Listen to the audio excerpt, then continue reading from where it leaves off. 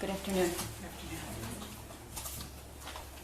On November 30th of 2021, around 1 o'clock in the afternoon, Lieutenant Tim Willis doesn't remember exactly what happened immediately upon being informed that there's a possible shooter at the Oxford High School. Doesn't really remember who he called or how he got down in the elevator, but he remembers one thing.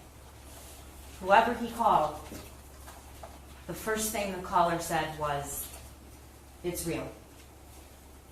Doesn't really remember the details on how he got there that day. But he did tell you that of all the first responder scenes he's ever experienced in his 20 plus years of being in law enforcement, this was the largest and most serious by far, and the second, what didn't even come close. Ed Wagrowski, who is now works for the Secret Service but was worked for the Sheriff's Office in the Computer Crimes Department, told you that he went so fast that he could barely keep his tires on the road. He told you that he will never forget the look on those kids' faces because they looked like zombies. He also told you that in that moment of crisis, he will never forget the looks on the parents' faces who were waiting desperately for their kid to get off those buses. Molly Darnell, a seasoned teacher who had years and years of training on what to do in an active shooter situation, she told you that even though she locked eyes with James Crumbley's son when he fired his SIG 9mm at her and hit her, she still couldn't believe she was shot. She told you that she didn't even put it together when she felt the warmth and burning on her arm. She didn't even trust herself to recognize a voice she'd known for over 20 years outside the door. And you heard from Christy Gibson Marshall, an assistant principal who had hours and hours of training on what to do in an active shooting situation. And what did she do? She ran towards the shooter. She ran towards the shooter. All the training, all the preparation, and she did the opposite of what she was trained to do and what she tells everybody else to do. Because she couldn't believe it. And even when she saw James Crumbley's son with that gun, she still couldn't believe it. But she wasn't going to leave because Tate needed her help. All four of these individuals trained for years and years and years. Law enforcement, what to do in an active shooting situation.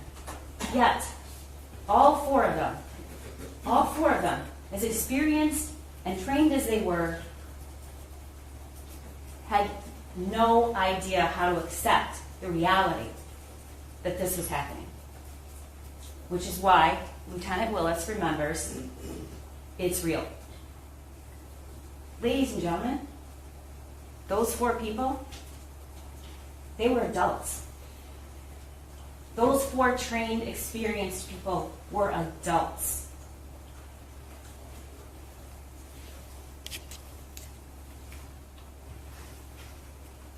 These four were children. And so were the hundreds of kids in that school.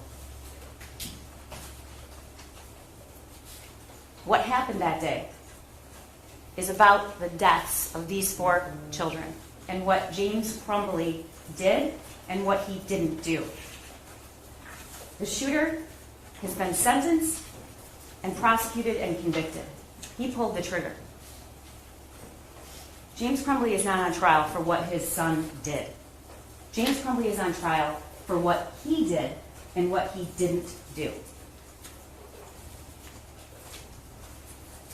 James Crumbley had a willful disregard of a known danger it caused the death of 4 students in Oxford High School on November 30th, 2021. Hannah, Madison, Tate, and Justin.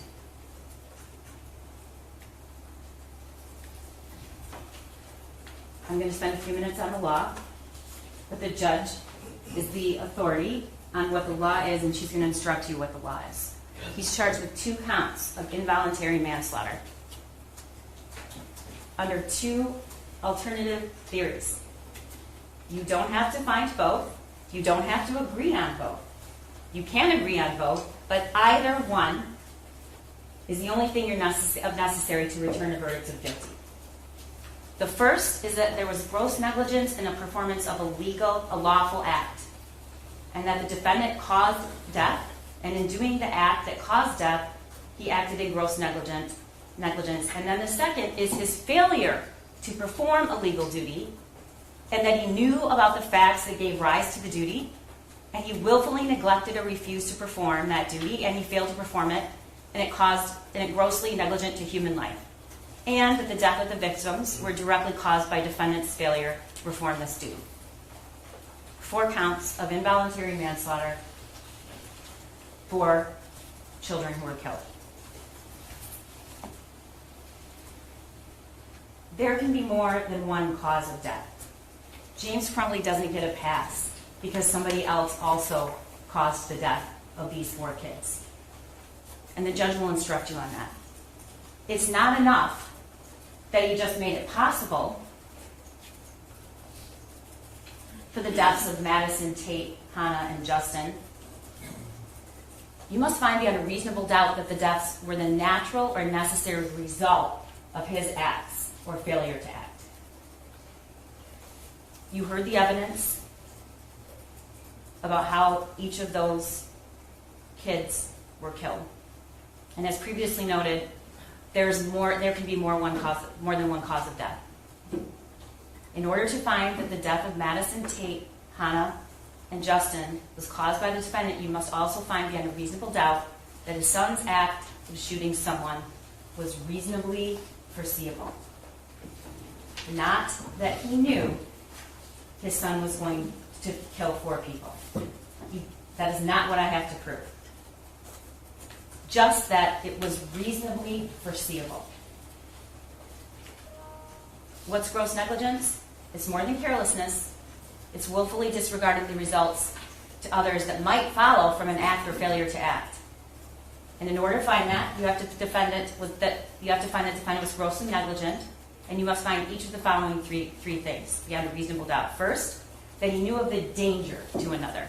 That is, he knew there was a situation that required him to take ordinary care to avoid injuring someone else. Second, that he could have avoided injuring another by using ordinary care. And third, that the defendant failed to use ordinary care to prevent injuring another one to a reasonable person. A reasonable person.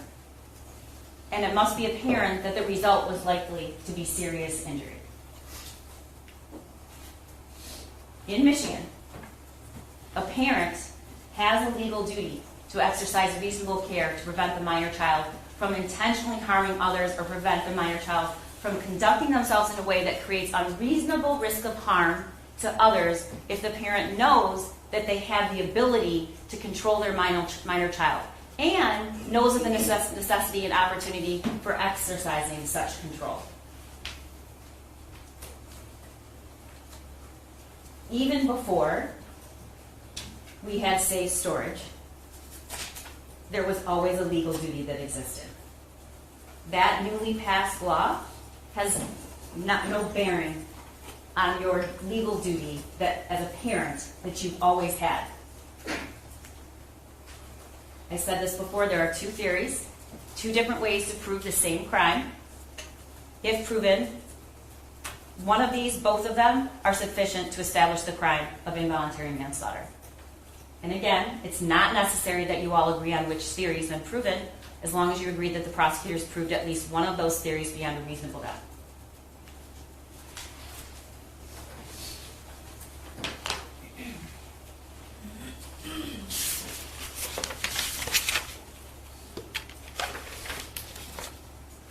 I want to stop before I talk about the evidence briefly.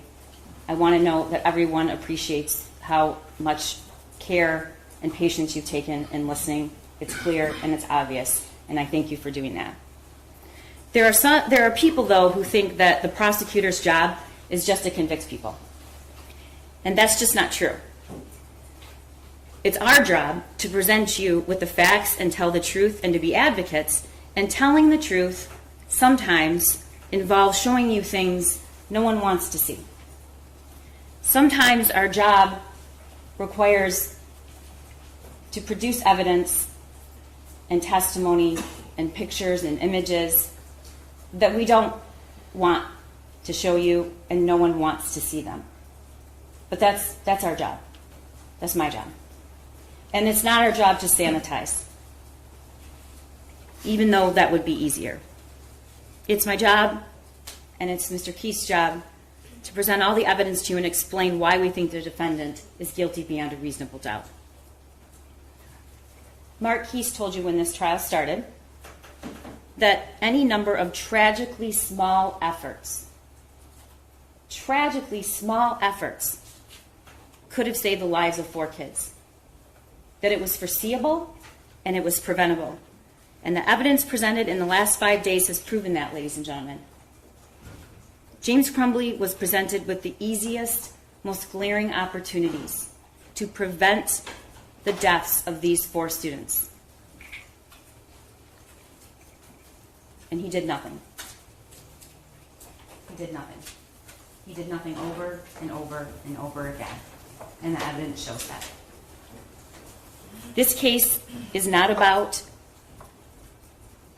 holding James Crumbley responsible for what his son did. Again, if he knew exactly what his son was going to do, he'd be charged with murder. It's about his legal duty and his failure to perform it, or to perform it in a negligent way. You heard the testimony of Molly Darnell. She told you that the first thing she saw when she looked through the window and saw the gun being raised towards her was that there was no orange tip, which she had learned previously, she doesn't remember where, meant it's a real gun. That he aimed the gun at chest level and he locked eyes with her, and the bullet landed 6 inches from her heart. Ed Wagrowski, who was a member of the Computer Crimes Unit in the Oakland County Sheriff's Office. He told you about what forensic evaluation of cell phone analysis is. He was qualified as an expert. He described his involvement and observations at the school that day. And he told you that he doesn't really respond to incidents like this. He was in computer crimes. No one comes into the office and says you have to respond to a critical incident, except that day.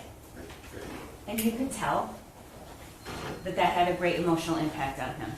He watched hours and hours and hours of videos and images of that school that day to put together the evidence that we were able to present to you today and through the past 5 days.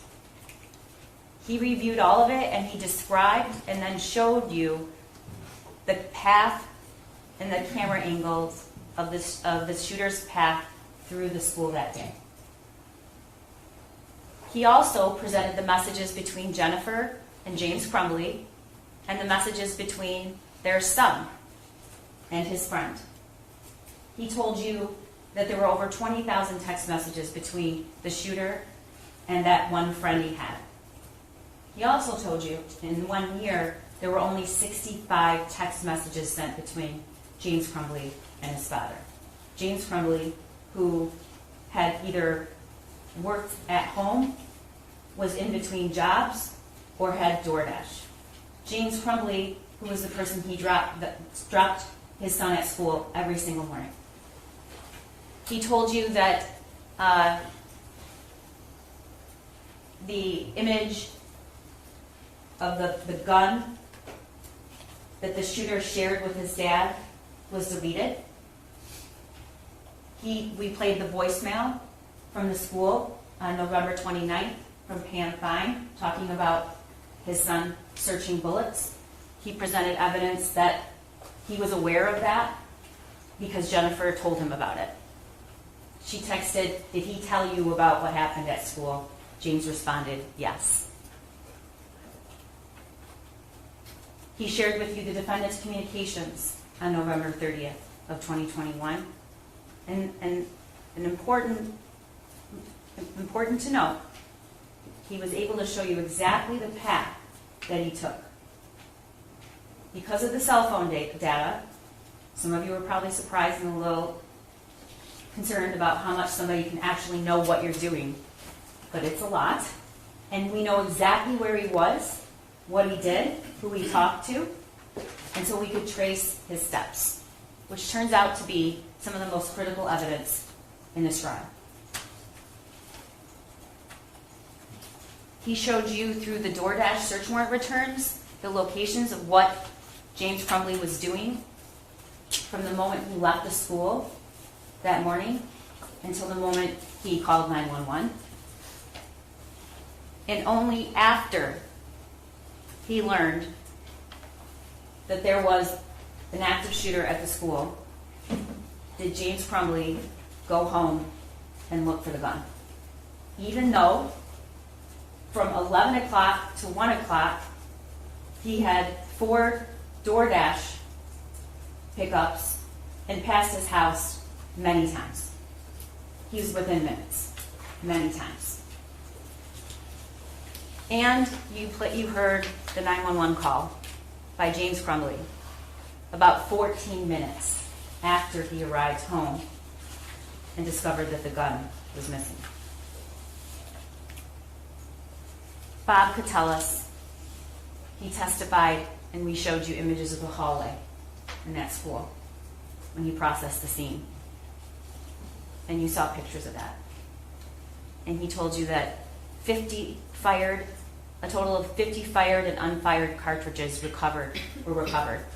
And that the shooter fired 32 rounds and 18 were unfired. And we know where he got those 50. You saw that. It's when he pointed them out across the counter when he's with his mom standing a little bit behind her and said, 2. And you also know that James Crumbley knew that because when he was at the substation and they asked about where this gun was, who owns the gun, where's the ammo, he described it as he bought 2 boxes, referring to his son. Bob Catellis told you that those are rods placed in where bullet holes have penetrated that glass. And as you can see, and you saw other images, this was somebody who knew how to use a firearm. And Special Agent Brandon told you that's immediately what he observed. Those are shots, if landing on a human being, would kill them. Cammie Batt explained in detail what her requirement is and what she did that day, and that she knew James Crumbley because in June he came in and he bought 2 more guns, one for himself, which the evidence showed, because he told Jennifer how much did your gun cost? It was $300. And then there was another gun, which was his son's, a Derringer, and you saw the Derringer. She told you that she also sold him the 9mm on the 26th, that his son was present with him. He stated he's had his eye on that gun. She told you that they sell a locking mechanism with each gun they sell, that he was provided the trigger lock statement, and that there was a cable lock with the Sig Sauer when he bought it, and it was provided to him, and the ATF pamphlet solely in existence to just warn people, once again, the dangers of firearms with minors. And she told you that regardless of what kind of mechanism they provide, they always provide a tool with anyone who purchases a firearm to make it safe. Sergeant Joe Bryan testified and introduced the video the recorded statements of James in the substation. James' statements indicate he knew that his son had only one friend and that he left abruptly. He referred to the math worksheet that morning as some doodling on a paper. But that was after the shooting. Before the shooting, we know that he texted Jennifer Crumbley WTF when he saw it. Now he's downplaying it. It's just doodling. When asked how many rounds, he corrected Jennifer and indicated there were a box of 50 rounds that he bought his son. When asked where the gun was, James responded, it was hidden in an armoire in the case, and the bullets were hidden in a completely different spot underneath some jeans. We're going to get to that. What James didn't say that day, no mention of any lock. No mention that the school wanted them to get their son help that day, and then when they couldn't, within 48 hours. And here's something you never hear him say. You hear him say the gun was hidden. You hear him say that there was some doodling on a paper, that he was a perfect kid. But here's what he never says. He never says, I don't know how he got it. He never said that. He never says, it was hidden. I have no idea. I can't imagine how he got a hold of this gun. Never mentions that. 4 kids just died. Your son's in custody because he committed a school shooting, and not once do you say, how did he get the gun? And you know why he didn't say it? He didn't say it because he already knew. He knew his son had access to the gun. Christy Gibson Marshall, as we just talked about, heard gunshots, saw kids running in a way that wasn't normal, went towards the shooting, identified and spoke to James Crumbley's son, and you saw that video, how she just stood there. Sean Hopkins. Sean Hopkins was a counselor. He testified that the shooter was looking up bullets the day before. He was aware of that. That morning he was told he was watching violent videos. And he told you that even in a 20-minute period of time, he was concerned enough to call parents and ask them to come to school right then. He told you that he said he needed help right away. He wanted them to get him some help right away. He told you that he was very concerned about the images, but his main concern was for the safety of the shooter. He told you he didn't want him to be left alone.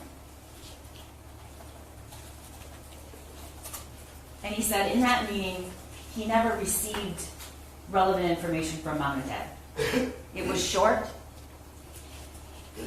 It was a very, very small period of time for a meeting that takes place when you have to come from your work. James was at the barn at the time. Go to your son's school. They were in and out of there in a very short period of time. He testified, they said that just couldn't happen today. They had to work. Now, you've heard the testimony. You know what James Crumbley was doing as employment during that time. And defense counsel and I agree. That is a worthy endeavor, being employed regardless of how you choose to do it. But what's important to note is that DoorDash is not something that you can create your own hours. You can work when you want. It's not compulsory. You can work on the weekends. You can work anytime. Nick Ejak is the Dean of Students, testified that he was also at the meeting and that James Crumbley seemed irritated. And that at the time they knew only a fraction of what was going on. No one told anybody at the school. They just purchased him a gun. Neither one of them. James Crumbley didn't say, you know what, we had this fight before. They mentioned about the fight the night before about grades, but didn't really discuss it as a big deal. didn't really discuss the gravity of what it was like for his son, who had one social connection to the outside world, and that person abruptly left with, and that his son found out because he just stopped texting him back. And that he was obviously so concerned and upset that he communicated that to his father because his father reached out to the friend's father. He didn't say that. He didn't say that the weapon wasn't secure. He didn't say that there had been signs that something wasn't right.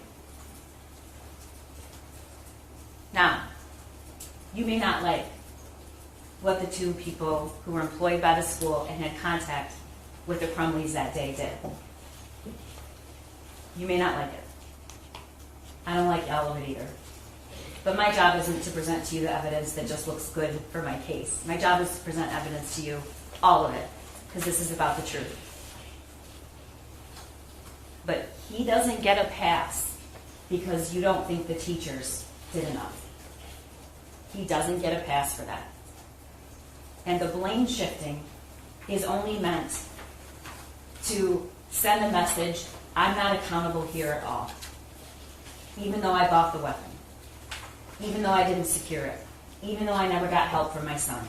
Even though I could have taken him that day. Special Agent Brandon testified where he was when he heard about the shooting, what he did when he got to the school, how he traced the gun, how he found out who owned it. He watched the surveillance. He noticed a couple things that were really concerning to him. One, it was somebody that was proficient with a firearm. He did what's called a combat load, which is unusual. The way his stance was, the shot he took that killed Tate.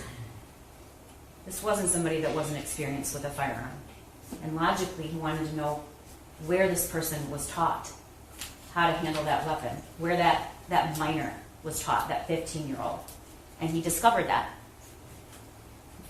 He testified that the cable lock that was seen in pictures was sold with the SIG, and it was the cable lock that was seen in the photos. And then he testified that they found that cable lock shoved in another gun box in the kitchen in a cabinet behind a door.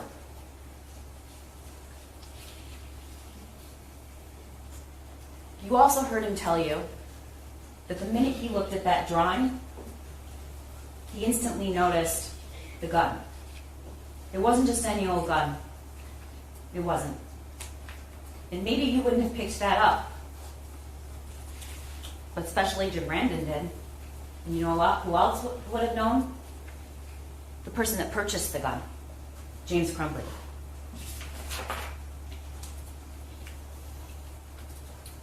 Detective Stoyak talked to you about the search. You saw pictures of the search and the house. You saw where the gun box and the ammo box were when they searched the house. It was on their bed. You also saw a map and learned a pretty small house. Pretty small. You learned he had 2 bedrooms. And you learned that in that master bedroom, which was small, there was the bed, some nightstands, and 2 other pieces of furniture. A TV stand, where he found the 2 other weapons that were in a gun safe, a locking mechanism, with the code set to 000, which is the default.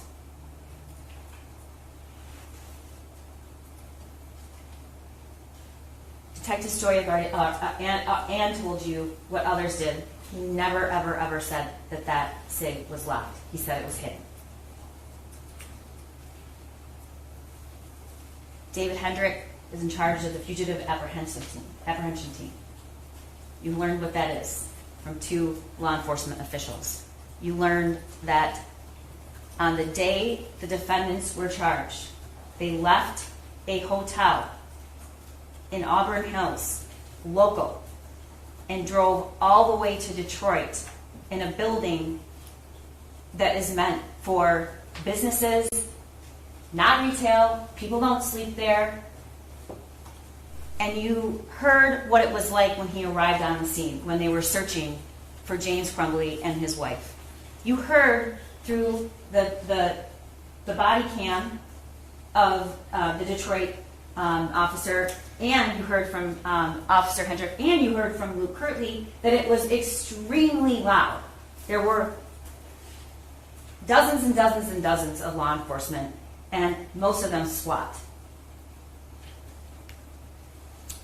Luke Kirtley told you about how James Crumbley was discovered that night. And the only reason he knew it is because it was all over social media with the description, the license plate, and picture of James Crumbley and Jennifer Crumbley. Why? Because they were charged.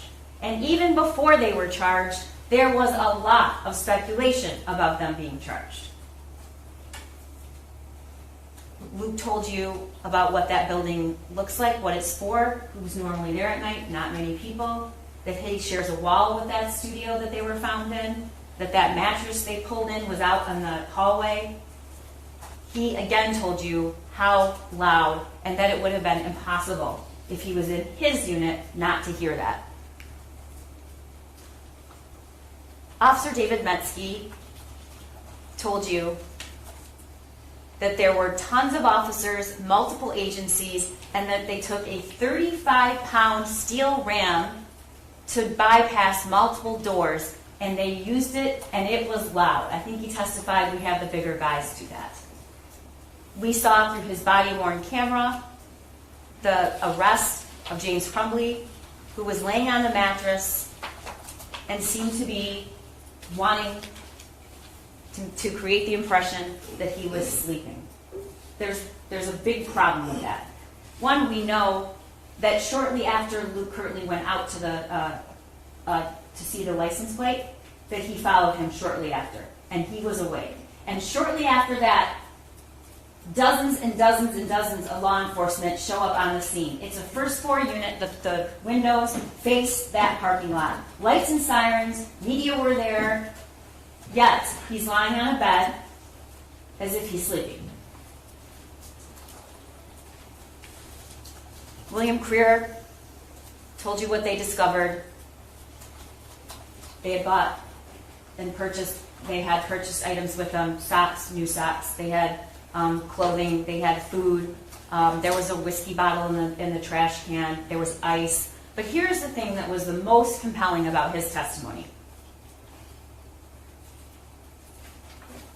The bag with the 4 phones that were turned off and $6,000 of cash was stored on the other side of the room from the backpack in a lid in a plastic bin with a lid on it.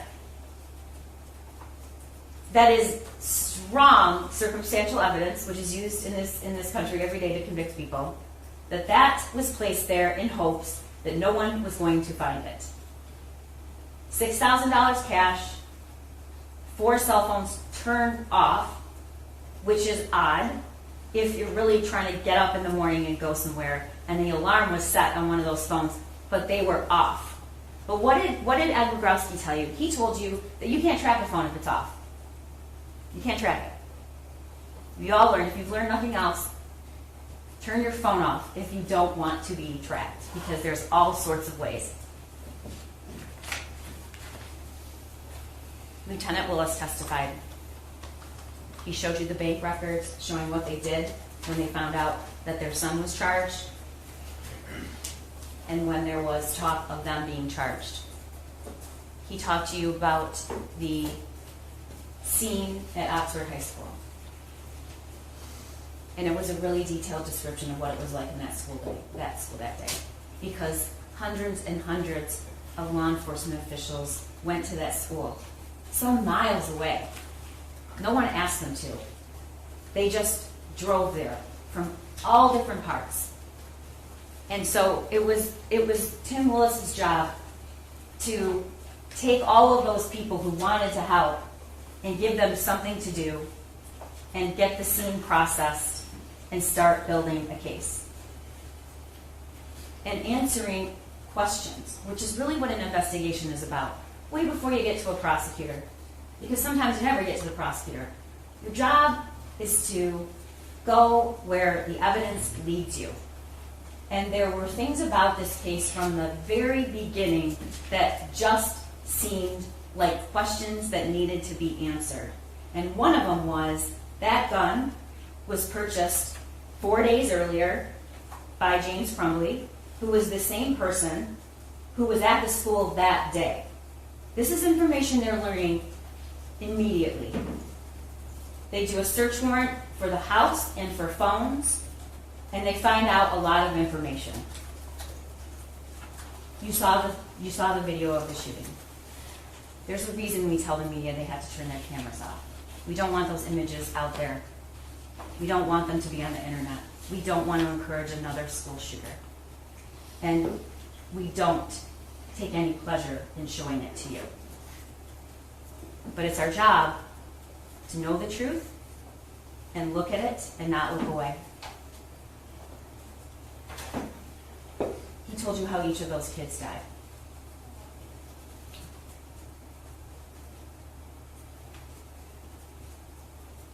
Hannah was hit immediately after he left the bathroom. You saw the image and it was described to you. Madison Baldwin didn't run. She crouched down. There was a door 4 feet from her. And she put her hands over her head. And he walked right up to her and he shot her at close range in the head. Tate was shot. I talked about that shot he took as he was coming in the door. He had his headphones on. He didn't even know what was going on. And Justin Schilling was shot in the bathroom after several minutes of being in there. It wasn't immediately. Shooter went into the bathroom, stayed there. Justin knew the shooter was there. And there was another student in there as well. You saw him running, Keegan. And he ran after James Crumbley's son shot Justin Schilling, execution style.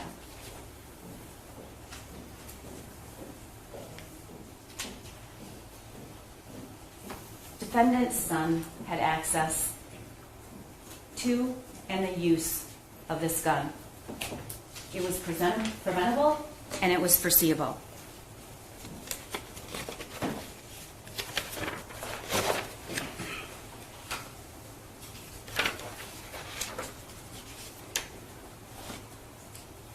You heard during jury selection, and you heard during opening, and if my prediction is you're going to hear it again,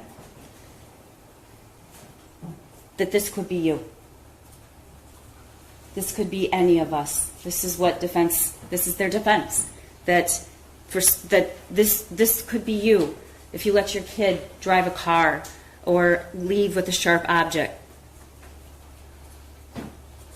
This couldn't be everybody. This couldn't be the person that takes their kid hunting. This couldn't be the person that buys a gun for their child to use, for their minor child, for their use. That doesn't create a criminal charge, ladies and gentlemen. It couldn't happen simply because you purchased a firearm or simply because you let your kid drive a car. Beware of the claim that this could be you. Beware. It is not the case that finding James Crumbley guilty of gross negligence would result in a criminal charge for every parent who doesn't know what their child is doing at all times. And it is not the case that he was faced with the same normal challenges as parents that we all go through and suddenly found himself in a courtroom being charged with involuntary manslaughter. It is just not the case, and the evidence shows it.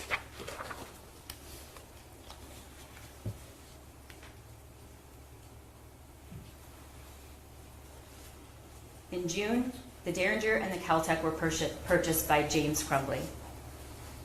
We know that Caltech was left out, unsecured, with ammo. Why do we know that?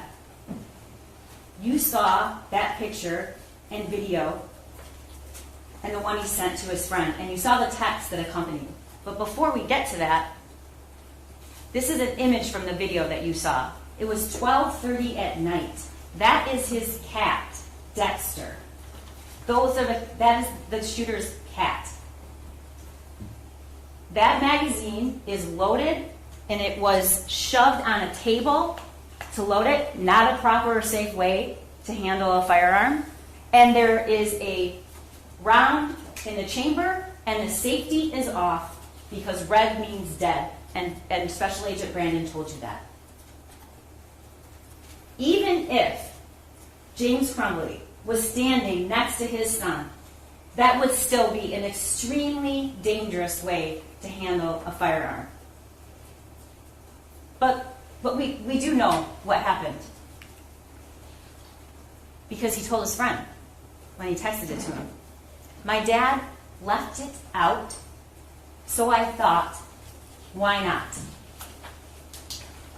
This is precisely the reason there's a legal duty in the state of Michigan to prevent your kid from harming himself or somebody else.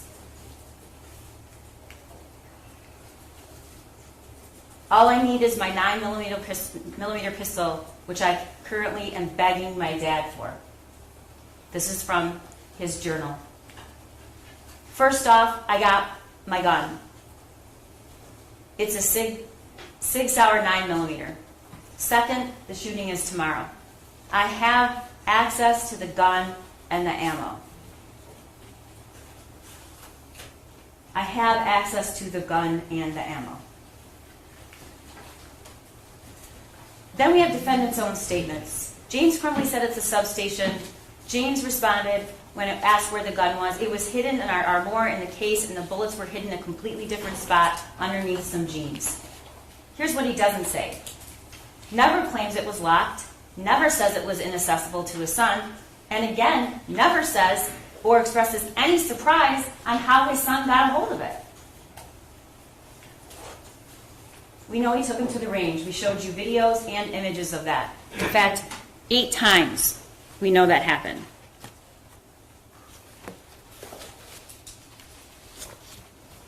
We know that throughout June, July, August, September, October, by November, when he begged his dad for the 9mm, and he actually did buy it for him, now he's at the point where he can instruct other people. It's James Crumbley's son that knows more about guns and when he takes his mom to the range. And how did he learn? James Crumbley taught him. He didn't take himself to the range with his dad. This is the shooter 2 days, 1 day after the gun was purchased for him. He's packing it up. What don't you see? The cable lock. It's not even in a case anymore. And there it is. That's the cable lock that was provided that day, with the pamphlet and with the gun. Just the day before. It's already out of the case. Here's where the other 2 guns were found, in that bedroom, in defendant's bedroom, in a safe,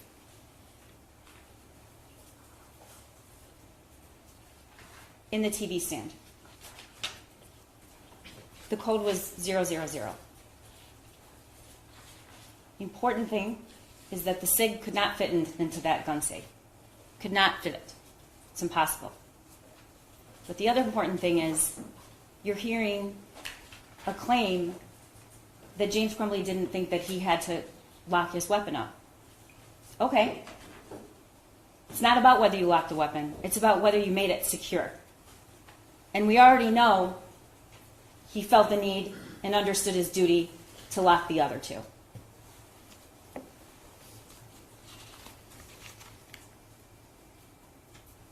Special Agent Brandon read to you the lines, if he had opened it up, if he had read it, if he had believed it, those deaths could have been prevented. If he had just read it and just did the simplest of things. This is the crime scene. There were 32 shots fired that day by James Crumbley's son. How do we know this was foreseeable? The shooter says in his journal, "I have zero help for my mental problems, and it's causing me to shoot up the fucking school."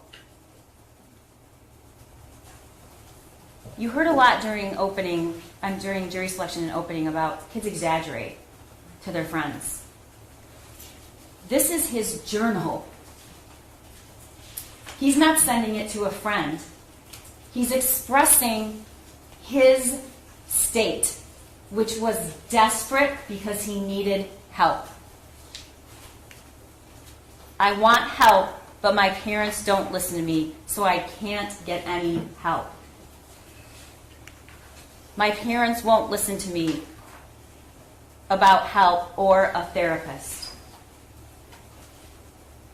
I can't even say with a straight face or even find a way to explain the rationale behind a 15-year-old that desperate writing that in a journal because he was exaggerating or lying. We have the text between James Crumbley's son and his friend about exactly what he wrote about in the journal. He hears people talking to someone in the distance. I actually asked my dad to take me to the doctor yesterday, but he just gave me some pills and told me to suck it up. Again, teenagers exaggerating to make themselves look better, to impress. None of these text messages to his friend make him look better. None of them make him look impressive. They just make him look desperate and sad and wanting help. I'm having bad insomnia and paranoia. I need help. I was thinking I could call 911 so I could go to the hospital. This was in April. But then my parents would be really pissed. I'm going to ask my parents to go to the doctors tomorrow or Tuesday again. But this time I'm going to tell them about the voices. And then on April 5th, like I am mentally and physically dying.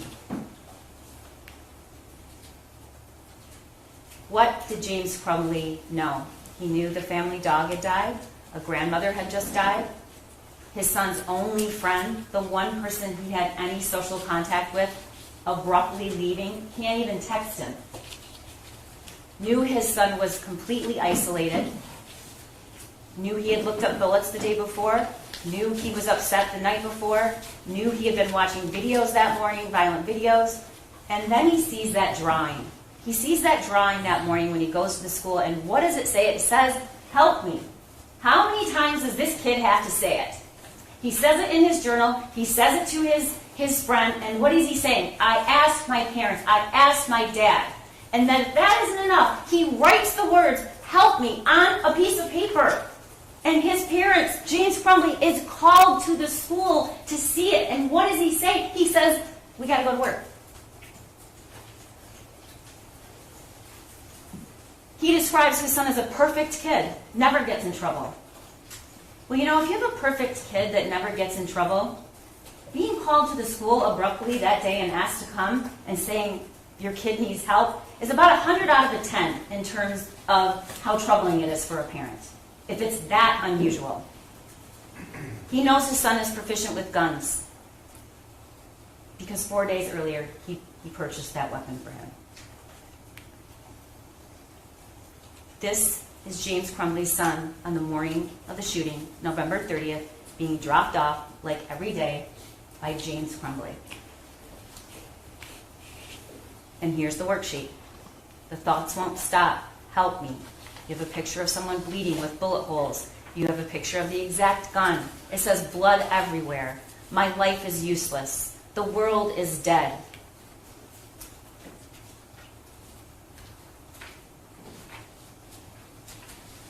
This is the worksheet James Crumbley looked at when it was texted to him. This is the worksheet he sat and looked at when he sat in that counselor's office. Those are the words he was reading when his wife said, "We can't do that today. We have to work." And he said nothing. And he leaves, with a piece of paper with the names to call. This is what he was looking at. And there's the piece of paper. It took just one tragically small measure of ordinary care to avoid 4 deaths.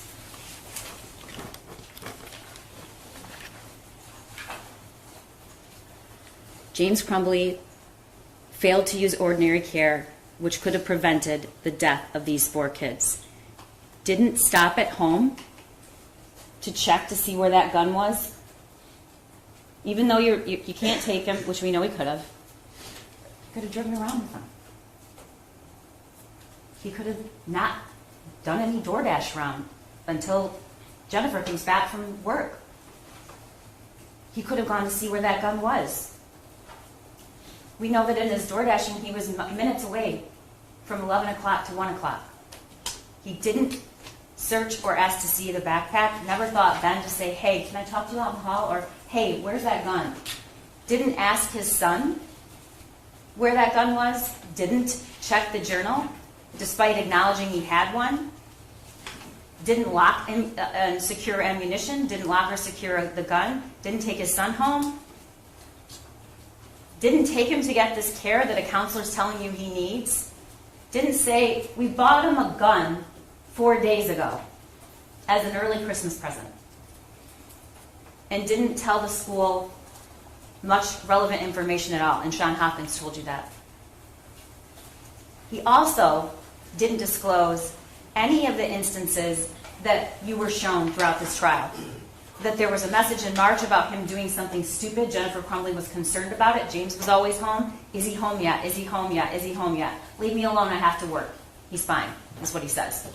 The incident about giving him melatonin and him being worked up, didn't tell him that he'd asked him for help and asked to go to the doctor, told him to suck it up. Didn't say about the friend and how it was his only person he ever had any social contact with, that there were multiple guns in the home, that he was begging for a 9mm. James Crumbley never even shot that gun. He didn't fire it once. He had it, he purchased it on Friday. On Saturday, he was gone all day doing DoorDash. On Sunday, he was gone all day doing DoorDash. In that he wants you to believe he had this secure hiding spot. What, it was a hiding spot for 1 day? We know it wasn't there on Saturday. We have the shooter taking pictures of it. And we know the cable lock isn't around. And we know Jennifer leaves. He's alone with his gun. Didn't say that it was identical to the one in the drawing. Didn't say he bought 50 rounds to take home. Expensive rounds to use at a range. This is the DoorDash information from 11 o'clock to 1 o'clock and all of the times he passed that house. He was within minutes.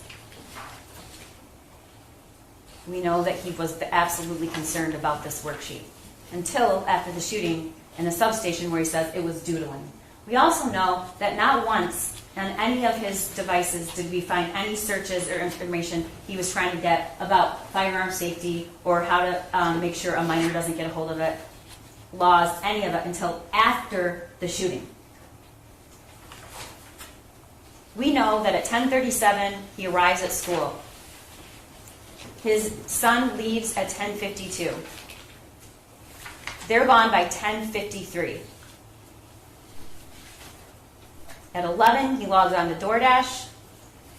He completes 4 orders.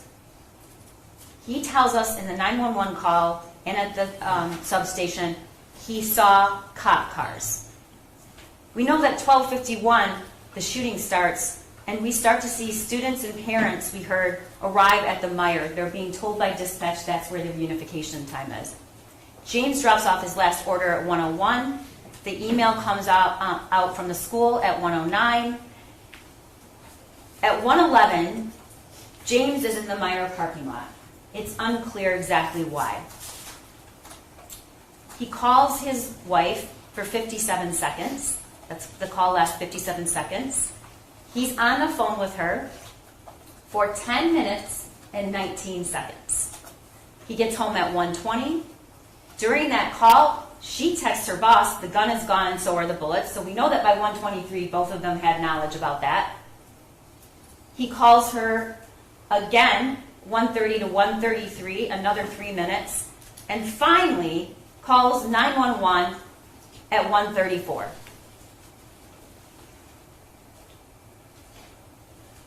There were 1,800 students in Oxford High School. There was one parent who suspected their son was the school shooter, and it was James Crumbley. You know what that's called? It's called foreseeability. That's what that's called.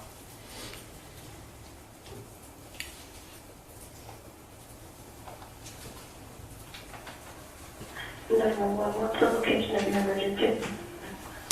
Okay, I'm not really sure. I'm at my house. There's an active shooter situation going on at the high school. My son goes to the high school. I have a missing gun at my house. I need an officer to come to my house right away, please. Okay, I'm not going to be able to send anybody to your house right now. So they're on the active shooter situation right now. I understand that. There's a missing gun here. I have a missing gun, and my son is at the school, and we had to go meet with the counselor this morning because of something that he wrote on a test paper, and then I went down and I saw a whole bunch of cops going somewhere, and I made sure that I wanted to get to the hospital to see someone going to the high school, and then somebody told me that there was an active shooter, and then I raced home just to find out. Okay, and I think my son took the gun. I don't know if it's him. I don't know what's going on. I'm really freaking out. My son's name is Ethan Crumbley. Crumbley. C-W-E-Y. All right, sir, I'm going to put you on hold for just a second, okay? Mr. Dr. Cookman, come in and see if I can do anything for you, okay? We'll put you on hold. Thank you. Okay, then.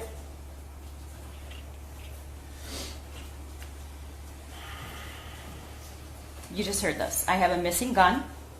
My son is at the school, and we had to go meet with the counselor this morning because of something that he wrote on a test paper. And then I saw cops going somewhere. I wanted to go to the school, see what was going on. I heard about the active shooter, and I raced home just to find out. We don't have to discover or argue about whether or not he was put on notice that something was really, really wrong. He says it. He says it. He calls and he says, because of this meeting at the school, and because I have a gun, I went home to look for it when he heard about the shooting. So the question of whether or not that did concern him, it's not a question. We know it concerned him because he said it. And then at the substation, and this is what he says, and somebody said there was an active shooter, I immediately freaked out because the situation.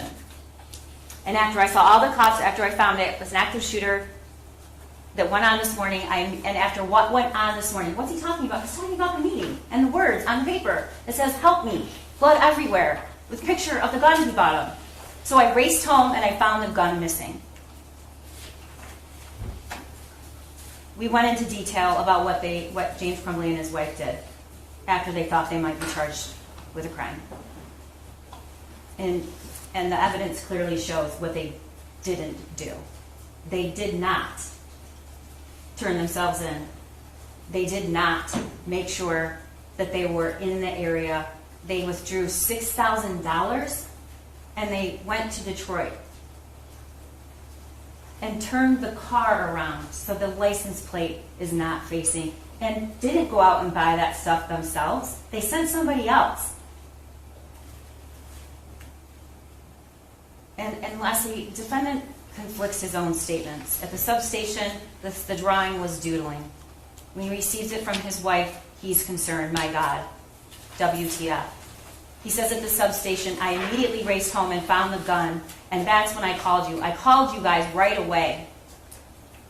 It was 14 minutes after he got home. You think your kid has this gun. You know he does. You know he's really upset. You know the words he wrote. You suspect he's the shooter, and you wait 14 minutes to call 911? He doesn't know when a shooting started or when it ended. I think he owed something to the parents and the kids in that school to at least try, once he did figure out that the gun was gone, which any reasonable person would have known. But why lie and say you call right away? You called after a 10-minute conversation with your wife. At the substation, he's a perfect kid, doesn't get into trouble, yet he was looking up bullets, and yet they were called to the school and the drawing. He doesn't say that, or what the drawing was really about. It's a downplaying situation, and then he says the gun was hidden. And again, never once, I don't know how he got it. Never once says that.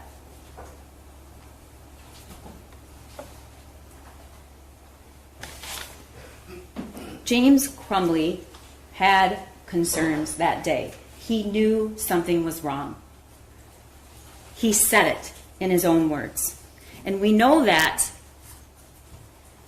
because of what was on the drawing, and we know that because we know what his response was when he received the drawing.